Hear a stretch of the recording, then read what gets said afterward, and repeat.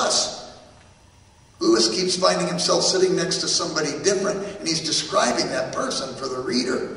And finally they get to the threshold of heaven, and the light of heaven comes into the bus, and Lewis looks down the aisle of the bus, and in the mirror at the front of the bus, he sees his own visage. He is one. This idea of seeing ourselves as we are, this purgative moment, is strong in Lewis. And strong where Eustace finally sees the truth about himself. His heart is broken.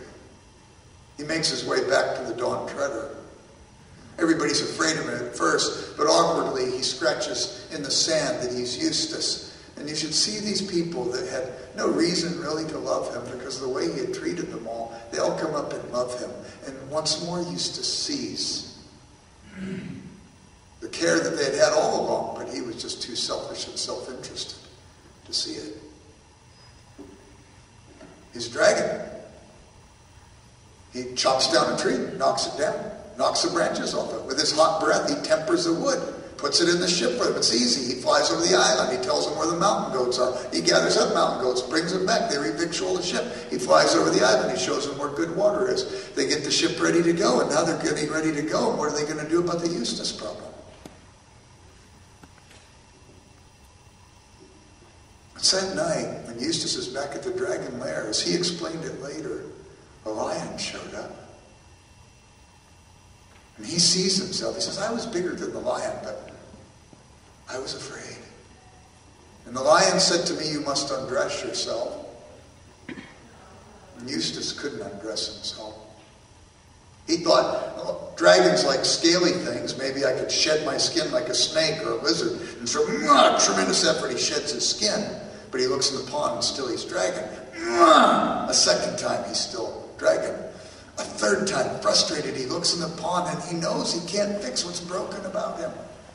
And the lion says, I must undress you. And taking that lion claw, he goes through that dragon flesh all the way to the dragon heart. And makes him boy again. Maybe makes him boy, true boy for the first time. And there's purgation in this particular book. Dramatic. We read it. And we read it and we see ourselves in it. But we read it and we're not afraid to see ourselves because we believe that there's somebody who can fix us. Just like he fixed Eustace. When Eustace goes back to the Dawn Treader, in the gray dawn moments, there's only one person from the Dawn Treader who's up, who's able to come and receive him as Father Confessor. And who is it? It's Edmund. Edmund, the one who had already had his undragoning moments in an earlier book, who's now ready to be the empathetic Father Confessor to Eustace. We see the way of illumination also in these books. I think most dramatically, though it appears in several places, most dramatically when they get to this one island. It's the island of the voices. They get off the ship. And they hear these voices, and the voices appear to be many. They seem confused. I think it's Lewis's parody on our own humanity, because these voices will follow whoever happens to have spoken last. And whatever somebody says, they'll say, oh, hear him, that's true. Oh, never truer word ever said. And somebody says the opposite, they say, listen to him. What wisdom. And they go back and forth, and we see such foolishness, and then maybe that chapter is a mirror for us. But they have spears, and they're sharp. They don't know how many there are, so the Dawn Treader troops don't know what they can do.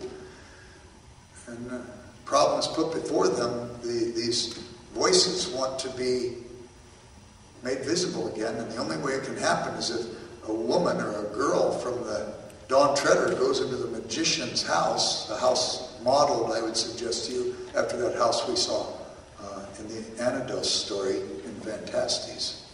Somebody has to go in there to the second floor of the magician's house, into the library, and they have to read a spell from the book to make people visible. So Lucy is sent. She's scary going into somebody else's house and you don't know where the owner is. She gets up to the second floor to the library, and this book of spells is a massive book. And it's sitting up high. And she has to get up on a stool to read it. And she has to stand there with her back towards the door into the library. And Lewis says, I don't know about you, but I would be afraid standing with my back to the door of somebody else's house if I was on the second floor. She goes to open the book and she can't open it. And then she realizes it has a clasp. And she opens it. And when she opens it, it had a nice smell. And when she touched its pages, they seemed to tingle. And it had nice, strong, thick down strokes and thin upstrokes in the writing, and in the margins illuminated. She realized that the pictures were animated. And as she read, and this book was a funny book because she didn't know exactly where to go, and the voices didn't tell her where to go, so she had to start from the beginning and read through it. She saw spells on how to call up a storm, how to bring on a drought, how to cause a drought to end, how to gather up a swarm of bees, and she sees in the margin some guy gathering up a swarm of bees. How to give a person a donkey's head like they did to Bottom in Midsummer Night's Dream. And finally she comes to a spell, how to make one more beautiful than the lot of mortals. She was the homelier of the two sisters, Susan and Lucy. Everybody was always interested in Susan. When Lucy looks at the book, at the place where it said the spell to make one more beautiful than the lot of mortals, she looks in the margin and she sees a girl not unlike herself, standing on a stool reading out of a big book. And she sees a girl utter the words from the book. And she sees all of a sudden her appearance. Though it's somebody very like Lucy, the appearance changes. And all of a sudden people are talking to a girl that looks like Susan, but they look now at the new Lucy, and they leave Susan in the dust and they go talk to Lucy. And pretty soon people are starting to fight for her attention and her honor. And pretty soon ships are launched and wars are waged. And like Helen of Troy, Lucy says, I've got to say this spell. And she goes to say it, and the face of Aslan comes out of the page. She realizes she mustn't, and she turns the page quickly. And the next spell is how to listen in to your friends when they're saying things about you and you're not there. And she says it quickly before she can even think about it for a second. You know how we do. You have some accomplishment. You resist some temptation, not of your own strength, but maybe something was working in your favor supernaturally. And so we come to the next possible temptation, and we just dive right in because we deserve this one. And she listens in to what a friend, goaded by an honoring person, happens to say about her. And it breaks her heart. And she's angry, and she wishes she wouldn't have heard. She struggles with it, and she's so sad. And she turns the pages. She finally comes to this other spell. And it's a spell for the refreshment of the spirit. And she reads it, and she realizes when she reads it, this is a story that she finds she's actually living in. And as she goes on for 3 pages, the spell goes. She says, that's the loveliest story I've ever heard in my life. I must go back. And as she gets ready to go back, she finds this book. You can only go forward in it. You can't go back from this spell. Only forward. She says, oh dear, dear. What was this spell about? And she says, it was about a green hill and a tree and a cup and a sword. And from that day on, whatever Lucy thought was a good story was a story that reminded her of the story she read about in the magician's book. The next spell is how to make people visible. And so she says it, and all of a sudden Aslan's there. She says, Aslan, when did you come here? He says, I've been here all along, dear heart. Did you not think I would abide by my own rules? But you've been listening where you ought not to have listened. He says, oh, Aslan, will it ever be the same between me and that girl again? He says, you're not told what will be, Lucy. You get to go from this point on. But come, he says, let us meet the master of this house. And Lucy says, Aslan, you know that spell for the refreshment of the spirit? Will you ever tell me that story again? Oh, do, she says. And he says, dear heart, that's a story I will tell you over and over and over again forever. And what's the story? It's the access to the way of illumination. It's the gospel story. It goes for 3 pages as Christ was buried for 3 days. It's about a hill like Calvary. It's about a tree like the cross. It's about a cup that he was willing to drink and a sword of death that he was willing to die. And it refreshes the spirit forever. The story we're told. The first story, to make one beautiful beyond the lot of mortals, was the exaltation of the individual. It was the story of the fall. The second one, listening in on the friends, was the fall applied to her. And it made her, through that moment of purgation, ready to receive the illumination of the gospel story. And then from then on you go forward. And from then on you become more and more visible. As Lewis says, you deny reality, it's the abolition of man. You become the unman, as Weston was, one of his worst criminals. Or you become ghost-like in the great divorce. But if you follow in the way of illumination, it makes you more solid and real. And then lastly is the unitive way. It's so wonderful, people, that in the movie they left the end of The Voyage of the Dawn Treader. And you know how it goes. Reepicheep gets to Aslan's country.